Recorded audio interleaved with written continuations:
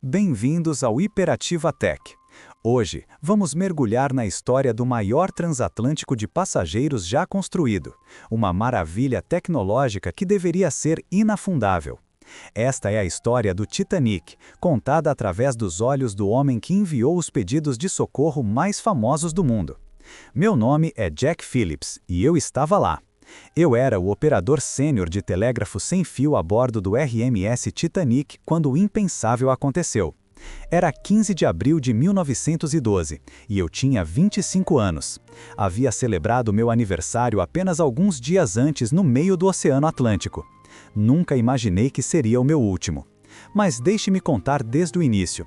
Deixe-me contar como era operar o sistema sem fio mais avançado do mundo. Como era fazer parte das 2.224 almas que navegaram na viagem inaugural do navio, que chamavam de inafundável. E como a tecnologia tanto nos salvou quanto nos falhou naquela noite. Eu trabalhava para a companhia Marconi desde 1906, quando tinha apenas 19 anos. Havia servido em navios como Lusitânia, Mauretânia e Adriatic. Mas nada, absolutamente nada me preparou para o Titanic. Quando pisei a bordo pela primeira vez em Belfast, em março de 1912, fiquei sem palavras. Aquilo não era apenas um navio, era um palácio flutuante. 269 metros de comprimento, 53 metros de altura, pesando mais de 52 mil toneladas quando totalmente carregado. A sala de rádio ficava no convés dos botes, logo abaixo da ponte, nos dando a menor distância possível para nossas antenas. Nosso sistema sem fio Marconi era o mais poderoso já instalado em um navio mercante. Podíamos transmitir mensagens até 640 km durante o dia, e à noite, sob boas condições atmosféricas, nosso alcance se estendia para incríveis 3.200 km. O sistema era alimentado pelos circuitos de iluminação de corrente contínua de 100 volts do navio, acionando um motor gerador de 5 kW que fornecia a corrente alternada necessária para criar ondas de rádio. Meu assistente era Harold Bride, de apenas 22 anos. Nunca nos conhecemos antes de Belfast, mas rapidamente nos tornamos uma equipe. Trabalhávamos em turnos alternados de 6 horas, e nosso trabalho era enviar marconigramas, mensagens pessoais dos passageiros para suas famílias e amigos ao redor do mundo. Vocês precisam entender, a telegrafia sem fio ainda era uma novidade luxuosa em 1912.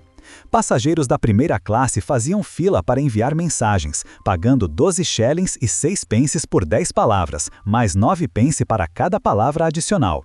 Era caro, mas para os ricos a bordo do Titanic, valia cada centavo para se manterem conectados com o mundo enquanto cruzavam o Atlântico. A tecnologia era revolucionária, mas tinha limitações. Só podíamos enviar ou receber uma mensagem por vez, usando o código Morse. Os canais eram abertos para todos simultaneamente, não havia privacidade nem chamadas diretas como um telefone. Todo operador sem fio ao alcance podia ouvir nossas transmissões.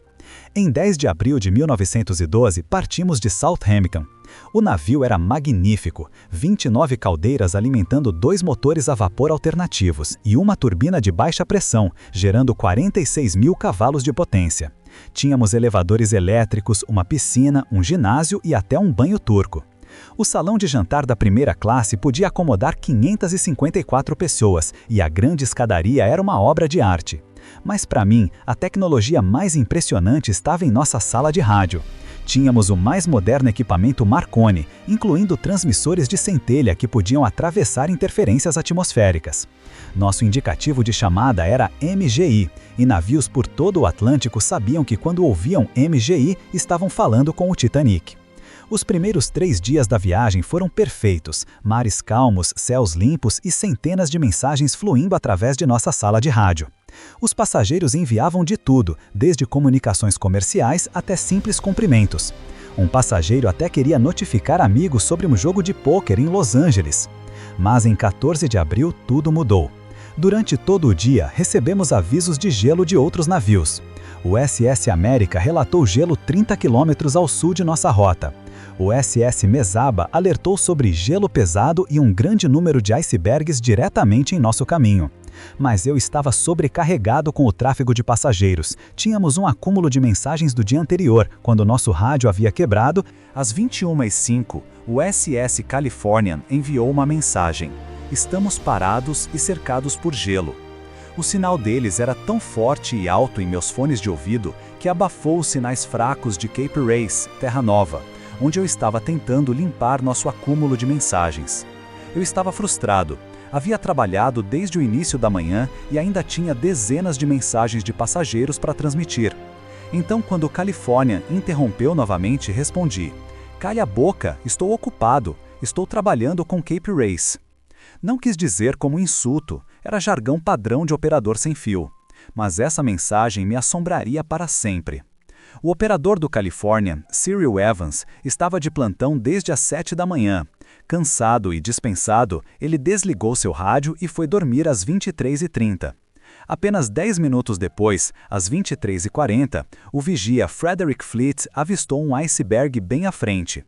Eu ainda estava na sala de rádio, trabalhando nas mensagens dos passageiros, quando senti o navio tremer. Não foi violento, mas como se o navio tivesse passado por cima de 1000 bolinhas de gude. Os motores pararam e um silêncio sinistro caiu sobre o Titanic. Harold Bride estava em sua cama, se preparando para me substituir à meia-noite. Ele acordou quando o navio parou. "O que foi isso?" perguntou. "Não sei", respondi, "mas os motores pararam." Minutos depois, o capitão Edward Smith entrou em nossa sala de rádio. Ele estava calmo, mas eu podia ver preocupação em seus olhos. "É melhor vocês se prepararem para enviar um pedido de socorro", disse, "mas não enviem até eu mandar." Meu coração afundou. O Titanic deveria ser inafundável. Ele tinha 16 compartimentos estanques que podiam ser selados da ponte. Podia sobreviver ao alagamento de qualquer 4 compartimentos. Mas como eu logo descobriria, o iceberg havia rasgado os primeiros 6 compartimentos. Às 0h05 de 15 de abril, o capitão Smith retornou. "Enviem o pedido de socorro", ordenou, me dando nossa posição.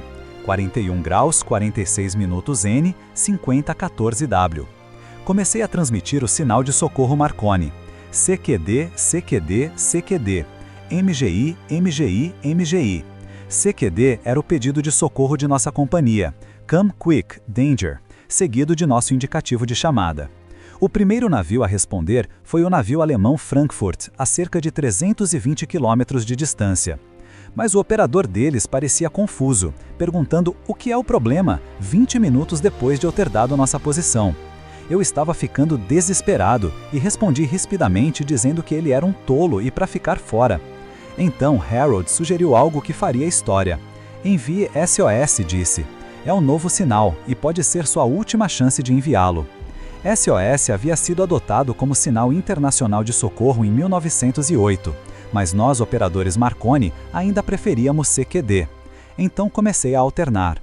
CQD, SOS, CQD, SOS, MGI, MGI, MGI. A resposta mais promissora veio de Harold Cottam a bordo do RMS Carpathia. Por sorte, a Cottam ainda estava acordado, esperando uma resposta de outro navio, quando ouviu Cape Cod tentando nos contatar com mensagens. Ele nos chamou. "Escute, cara, você sabe que há um monte de mensagens chegando para vocês do MCC?" Minha resposta foi urgente. "Venham imediatamente, batemos em um iceberg. É um CQD, cara. Posição, 41 graus, 46 N, 5014W. Cottam imediatamente acordou o capitão Rostrom, e o Carpathia começou a correr em nossa direção a toda velocidade. Mas eles estavam a 93 quilômetros de distância, uma viagem de 4 horas mesmo na velocidade máxima. Conforme a noite progredia, a situação se tornava cada vez mais desesperadora. O navio estava inclinando para estribordo e a água estava jorrando nos conversas inferiores. Eu podia ouvir o som dos botes salva-vidas sendo preparados do lado de fora de nossa sala de rádio. Harold e eu nos revezávamos enviando pedidos de socorro e levando mensagens para a ponte sobre quais navios estavam vindo nos ajudar. Contatamos o Olympic, navio irmão do Titanic, mas ele estava a 800 quilômetros de distância. Alcançamos o Baltic, o Virginia e vários outros navios, mas nenhum estava perto o suficiente para nos alcançar a tempo. A parte mais despartindo era saber que o Californian, o navio para o qual eu havia dito "calha a boca", provavelmente estava a menos de 32 quilômetros de distância. Se apenas o operador sem fio deles tivesse ficado de plantão por apenas mais 10 minutos, por volta da 1h30, a energia do navio começou a falhar. Nosso alcance sem fio estava diminuindo conforme os geradores lutavam para continuar funcionando. A água estava subindo e eu podia ouvir o som da estrutura do navio gemendo sob o estresse. Às 2h05, o capitão Smith veio à nossa sala de rádio uma última vez. "Rapazes, vocês cumpriram seu dever completamente", disse. "Não podem fazer mais nada. Abandonem sua cabine. Agora é cada um por si." Mas Harold e eu não podíamos partir. Enquanto tivéssemos energia, tínhamos que continuar enviando. As vidas das pessoas dependiam desses sinais chegarem a outros navios. Às 2h17, enviei minha mensagem final. "Venham o mais rápido possível, cara. A casa de máquinas está enchendo até as caldeiras." A energia falhou completamente. Nosso rádio ficou silencioso. Harold e eu finalmente deixamos a sala de rádio. O convés estava em um ângulo íngreme agora, e podíamos ver que todos os botes salva-vidas haviam sido lançados. Tentamos liberar um dos botes dobráveis do teto dos alojamentos dos oficiais, mas o navio estava afundando rápido demais. Enquanto trabalhávamos desesperadamente para lançar o dobrável, um tripulante, ou um foguista ou aparador, tentou roubar meu colete salva-vidas. Harold atacou o homem, e na confusão, o bote foi levado pela água quando o navio se partiu. Me encontrei na água gelada do Atlântico. A temperatura estava a -2 °C, logo abaixo do congelamento. Consegui alcançar o bote dobrável virado, onde Harold e cerca de 30 outros homens estavam se agarrando à vida. Por horas, flutuamos naquela água mortalmente fria. Homens ao meu redor estavam morrendo de hipotermia. Eu podia sentir minha força se esvaindo. O frio era como facas cortando meu corpo. Harold sobreviveu naquela noite. Eu não. Mas nossos pedidos de socorro sem fio funcionaram. Às 4h10, o Carpathia alcançou os botes salva-vidas e começou a resgatar sobreviventes. Das 2.224 pessoas a bordo do Titanic, 710 sobreviveram. Sem nossos pedidos de socorro sem fio, não teria havido sobreviventes. A tecnologia que operei naquela noite, o sistema sem fio Marconi, mudou a segurança marítima para sempre. Após o desastre do Titanic, navios foram obrigados a manter vigílias de rádio 24 horas.